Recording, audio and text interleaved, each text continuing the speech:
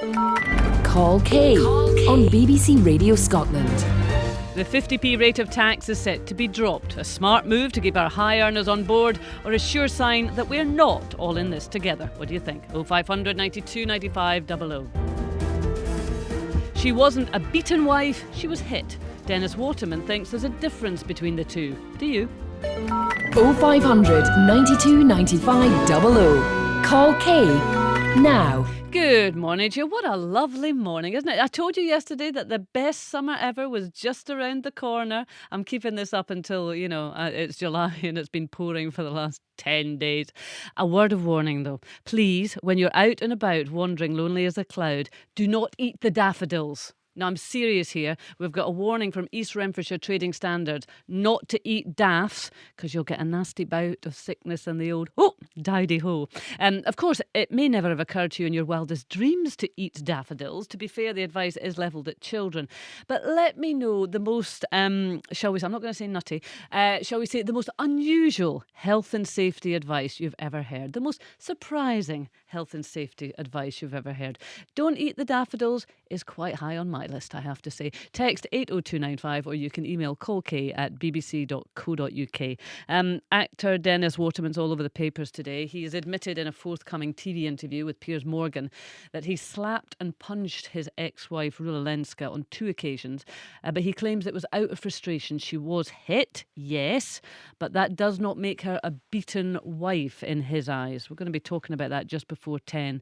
Let me know what you think. 0500 92 95 00. His line is that the problem with strong, intelligent women like his former partner is that they can argue well and they can provoke the guy into lashing out. He says he's not proud of it, he's ashamed of himself, but he doesn't see himself guilty of domestic abuse, nor his ex-wife as a victim in that classic sense. So I'd love to get your take on that. Actually, we've got calls and texts in already. Fiona says, 1 hit with a hand is 1 hit too many. Any hit is physical abuse. If you get angry, you walk away before you get to the point of lashing out. I abhor any type of violence. Another text in from Jackie. My ex-husband has 2 convictions of assault against me. And funnily enough, him and his family would both say the same as Dennis Waterman. Shocking and disgraceful, but not really a surprise. Extremely sad. Please encourage women not to believe this and to get help. Well, perhaps needless to say, the view of events from his ex-wife, Rula Lenska, is rather different. Right, it is budget day, and whilst there might still be some surprises up George Osborne's sleeve, one thing that commentators feel fairly sure of is that the 50p top rate of tax for people earning more than £150,000 a year will be dropped to 45p, with an eventual aim of getting it down to 40p. It's a move that we're told would be intended to stimulate growth, encourage our best wealth generators to build our economy, not to head off to foreign shores. So how do you feel about it? Do you accept that logic, or does it feel like a wee bit of a slap in the face? 0500 92 95 00, as you know, is the number. Let's speak to Brian Johnson from Bruin Dolphin Investment Management. Morning, Brian. Good morning. Good morning. Is this good news, do you think?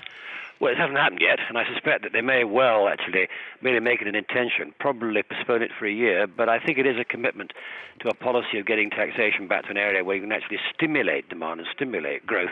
I would say this only affects 2% of the population, so there's a certain amount of political ritual dancing about this. I think it's 2% of the population, but a lot of the tax take, because, 23% of the tax, income tax is derived from that 2%. Yeah, so there is a lot of money involved, although it might affect a small number of people. There's a lot of money involved in avoiding it as well. Well, so why do you think, you're saying there, Brian, you think that this is a good move to bring these high rates of tax down in order to stimulate growth? Tell me how that happens. Well, I think the first thing it does, it doesn't encourage people to leave. I lived through the 70s when tax rates were punitive. They were up to 80%, and there was a definite brain drain. People left country, including a lot of rock stars. There were also complicated tax schemes put in place for some of the criticism of Rangers, for example, setting up companies and putting players' salaries into that. Would all be quite unnecessary if they reduced the tax rate. Now, my sympathies actually rest anyway at the lower down the scale. I would like to see tax cuts reduced at the lower rates, so encourage people aspirationally to go up, and we'd all like to pay the higher rates of tax. We'd all like to have that income, and that's what we should be trying to do, and encourage people up the ladder. Well, of course, there is a thought that the personal allowance will be increased, but whether that feels like a tax cut to people is another matter. Yeah, effectively, it should be. But let's continue on our conversation about the top rate of tax and bring in Jonathan Davis, who's a wealth manager and economist. Morning, Jonathan. Morning, Kate. Would you agree that this is a good direction to be moving in? I don't agree that it is. I think that all it does is help the very highest earners in our society, which is a tiny proportion. I understand the mathematics about the amount of tax they pay, but the reality is they have had a fantastic growth in their income in the last 20 years. Fantastic doesn't even come close to saying how well they've done. This 5% give back is worth, for £1 million a year, it's worth £40,000 a year to these people. It's about time, actually, they should be paying back for all the massive wealth that they have earned for themselves during the times of rising debt in the last 20 years. But if they just head off somewhere else, Jonathan, or find some other loophole, what's the point? I mean, is this they're not going anywhere? As the gentleman there said, in the 70s, tax was 80-90%. Well, we're not talking 80-90%. We're talking 50% above 150,000. Up to that point, it's 40%.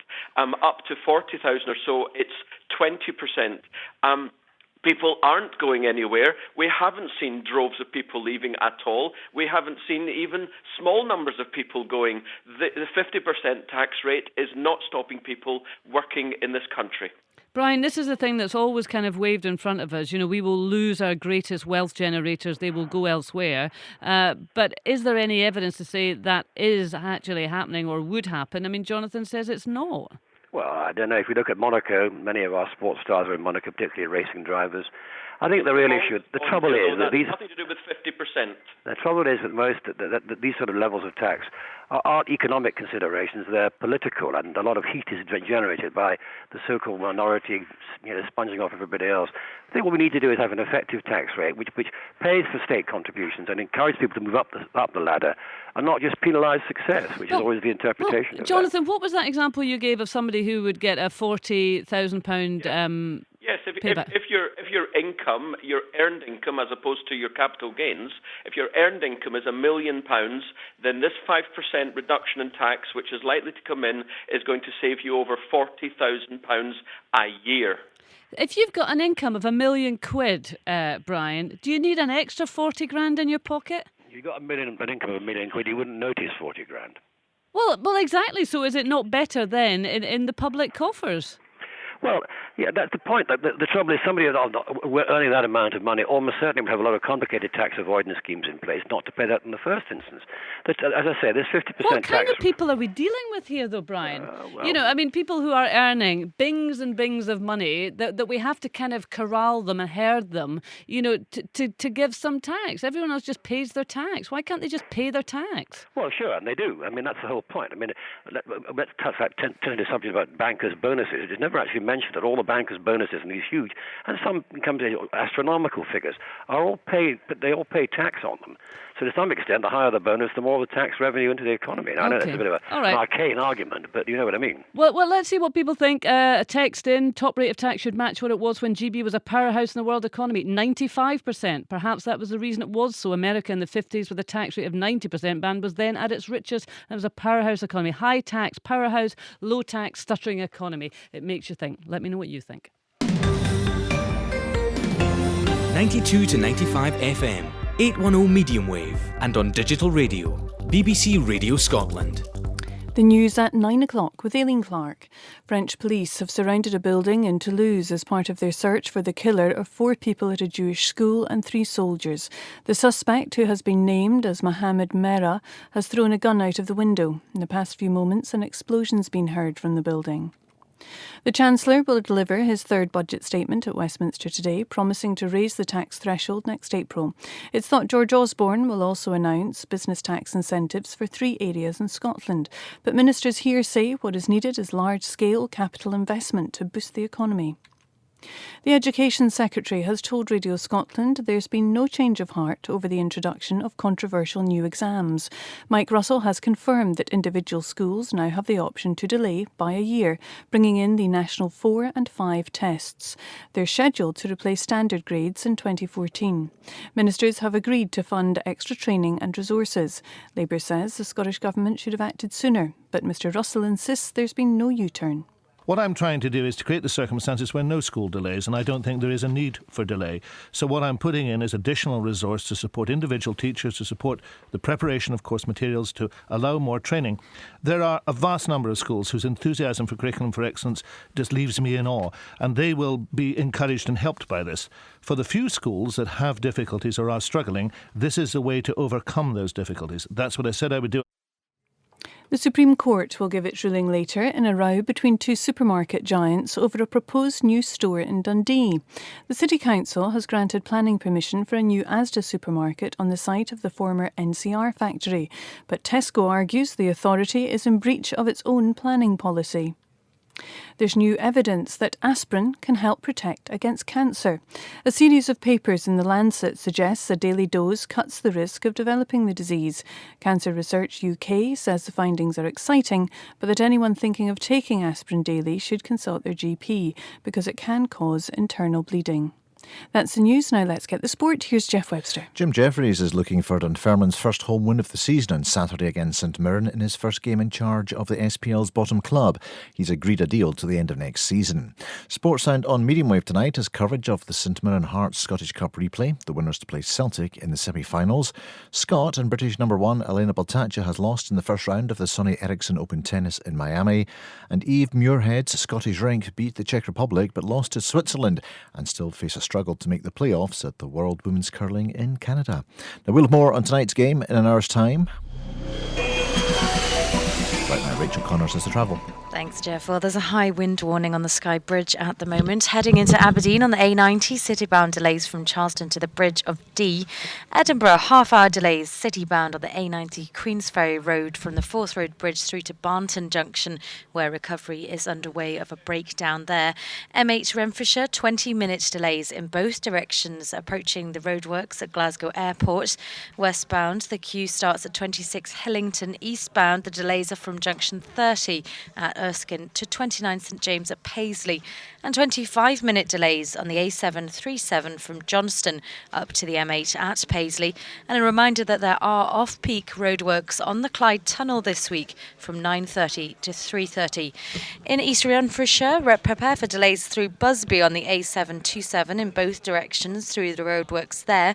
In Erdvin, roadworks continue on Marine Drive at Gales Road. And finally onto the saga of the London to Glasgow sleeper train, normally due in at 7:20. It's now almost 3 hours late. That's BBC Radio Scotland Travel. Let's take a look at Scotland's weather then. Some light rain and drizzle across the northwest. Elsewhere, dry and fine with good sunny spells, particularly across the east. Southwest winds will be lighter than yesterday, but strong at times across the Hebrides, Northwest Highlands and the Northern Isles. And today's temperatures around 13 Celsius for most, touching 16 in the northeast. That's BBC Radio Scotland News. 0500 92 95 00. Text 80295. You're listening to Call Kaye on BBC Radio Scotland with me, Kaye Adams, on this lovely day. I'm hoping against hope that none of you are out there eating daffodils whilst listening to the show, because we have advice from Trading Standards this morning that'll give you a dose of their... have you ever heard of more unusual or surprising health and safety advice than that? I'm not allowed to say nutty. Well, actually, I can, because Callum from Fort William says KP Nuts says may contain nuts on the back of the packet. Text me 80295, email callkaye@bbc.co.uk with your unusual health and safety advice. Apparently, there was a woman in Tyne and Weir who was stopped from buying 2 limes at a supermarket. 1 lime was okay, but when the person at the checkout saw that she had 2, she had to get approval because 2 limes might constitute an offensive weapon. Not because you would hit somebody with it, because you would squirt them in the eyes with the juice. Fraser says, I recently bought a carton of milk which carries the message, allergy warning, contains milk.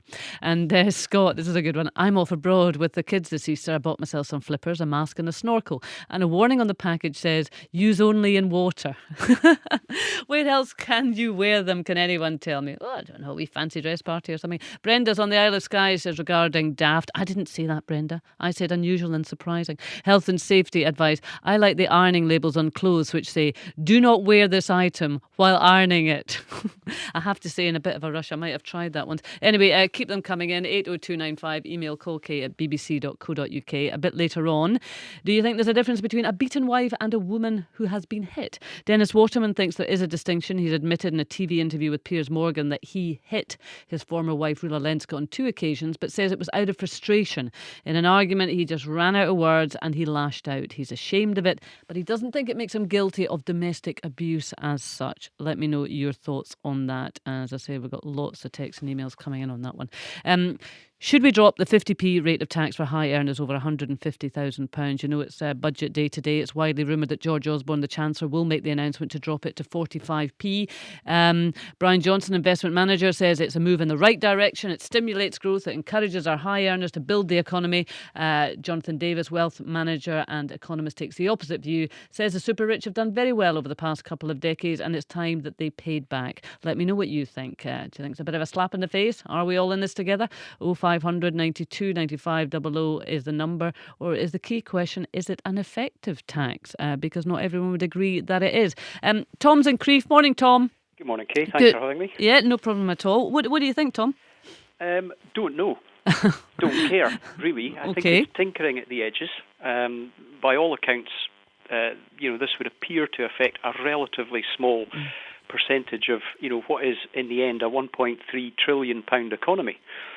And all of this could be swallowed up in the phrase lies, damn lies and statistics, because there's an awful lot of clever people in the Treasury who can make numbers show whatever the Chancellor of the day wants them to show. But is it symbolic, Tom? I mean, to the super rich, and the line is 150,000, but of course we're talking about a lot of the people, although it's a very small percentage in that bracket, being way, way, way, way over £150,000. It's symbolic in 2 ways. One, saying to them, look, we want you here and we're not going to tax the off you. But equally, saying to the people who are at the lower paid end of the scale, which is most of us, look, we are all in this together. So symbolically, does it have an impact? Well, I think politically is absolutely suicidal, but then we ought not to be surprised. Right. Given that it's, a cabinet full of Eton and Oxbridge toffs. So politically suicidal to reduce it? Yeah. I mean, if the Tories wanted any chance at all of improving their image outside of the home counties, this will finish it forever. Okay. But I think, to be honest with you, I think it's irrelevant. My issue with the taxation system is that the super rich haven't paid any significant tax at all for donkey's years, and that explains why the rich, in economic terms, we're supposed to have a trickle-down effect on the economy from wealthy people providing jobs and creating wealth and all that. Never mind trickle. This would appear to be water flowing uphill. Right. The rich are getting richer and the poor are getting poorer. So the solution has to be something far, far, far more radical. And here it is. Go on. Okay. Abolish income tax completely for everyone. Right. Okay. I'll just wait for the cheers around the country to die down. Okay. And what we should then do is replace it with an asset tax. Everybody has to declare absolutely everything they own, not down to, the toothbrush in your bathroom or whatever, but anything significant, cars, houses, whatever.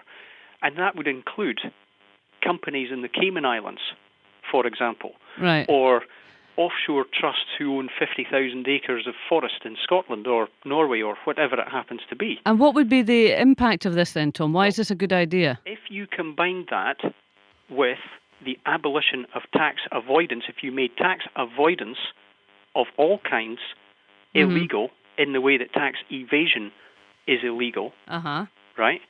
Then my view is, and I'm not an economist, and I'm not a statistician. Put my teeth back in. But my feeling is that the vast majority of people would pay nothing at all. Right. Okay. Well, listen, it's some big ideas, Tom. Stay there, because I'm going to bring in Jonathan and Brian to get their thoughts. But before we go to your big idea, which is probably too big for my head, to be honest, let me bring in Brian to take the point of political suicide, says Tom, to reduce, regardless of the efficacy of this, political suicide to bring in a reduction in tax for the super rich.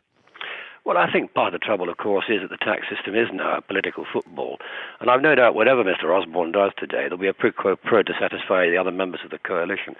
Personally, I think we're concentrating too much on income tax. What we should be actually looking at are a gentleman before said, asset taxes. I think that I see no reason why, for example, all assets in this country are liable to inheritance tax, why for non-DOMs who've got some very valuable property in London, for example, shouldn't pay capital gains on that. It seems to be quite invidious that they get away with it. Right. And they pay no tax at all on that sort of asset valuation. Yeah. And that would raise substantial amounts of money. I think income tax is a distraction at that sort of level. I mean, the bulk of people in this country only pay tax at the lower rates and are far more concerned about marginal issues like, for example, the personal allowance and national insurance, which I have much stronger views about. National insurance is not a tax on income, it's a tax on jobs. Okay. Jonathan, would you agree? Bit of a red herring, this? The 50 to 45 is a total red herring. In fact, I haven't seen a budget in the last 40 years that I've been compos mentis, that has had anything other than red herrings. It's a sop to the baying crowd. It is not getting to the root of the problems in our society. And I'm afraid I'm going to have to agree with the two other people that you've been speaking to, so you're not going to get any disagreement here. We have to move from taxing wealth creation to taxing non-productive assets. I wouldn't go so far as the caller to say we should be looking at cars and chattels and whatever, but certainly you can avoid paying tax on income because you can hide that income. What you can't do is avoid paying tax on your property. Right, so give us some real examples here, Jonathan, because few of us out here are tax experts. Come on, give us some real examples. Some real examples. Yeah. You could be a super wealthy person, and I'm talking about hundreds of millions of pounds, and pay no tax. Think about it. And that's because the bulk of your wealth or your income actually comes from asset gains. It doesn't come from What's an asset wealth. gain? What's an asset gain? I beg your pardon, the price of your property going up, Right. for example. That's an asset gain. Everyone knows that your principal private residence grows tax-free. So you could put all your wealth into that kind of property or put it in property in Monaco, as the chap mentioned, and that's the way you build your wealth. You're not creating wealth at all. What we have had for a couple of 100 years is an endemic problem. We're taxing wealth creation. We're taxing income. We're taxing a corporation tax on profits of companies. If instead we eliminated or at least significantly reduced the tax on income, whether by company profits or private income, and instead taxed property, as the first caller said, we could take vast swathes of the population out of tax altogether, and we could raise massive amounts of revenue for society. But Jonathan, if one of the arguments for dropping it to 45p, which now we've got agreement is a red herring, and thanks for completely messing up my discussion, but there you go. That's fine. I'm happy to go with that. It is that it's going to deter the super rich and it's going to send them abroad, and they're not going to want to stay here because they don't want to pay 50p. Surely taxing their property, where you are telling me they're making their real wealth, is going to make them totally freak out. They are not wealth creators, these people. The people. Let's look at the hundreds of thousands of folk who work in investment banking. These people earn millions and millions of pounds a year, and we are making them money every year by bailing them out to the tune of £100 billion a year. That is quantitative easing, money printing. We're handing it to the bankers. We're now reducing their taxes.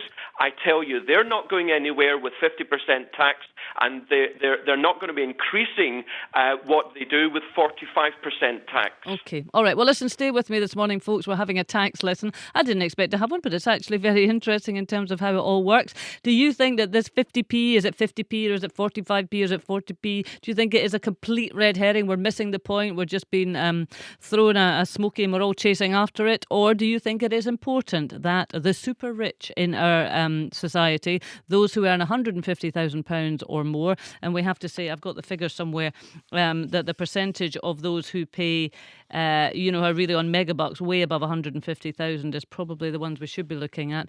Should they pay their way? 0500 92 95 00. Tom in Crieff has said get rid of tax altogether. So we've got new solutions for the Chancellor. Christian in Aberdeen says bankers we are employing are paying taxes on their bonuses, and this is good. Tell Osborne to send me £1 million and I'll be delighted to pay 50% or even 70% tax on it. P.S. Full address will be made available if Mr. Osborne wants it. AL says if the solution to tax avoidance is tax cuts, then the solution to benefit fraud should be to increase benefits. Good thinking. Harry in Glasgow says, worked for 1 year on no pay, risking my house and every penny I'd ever saved, working every hour. I'd been made redundant and there was no option. I could have just signed on and leached off the state for a month. A few years later, after taking those risks and employing loads, I now have 50% tax. I don't know whether or not Harry's happy with that or not. Health and safety, Martin on the M8 to Glasgow. Hot apple pie from McDonald's. Content may be hot.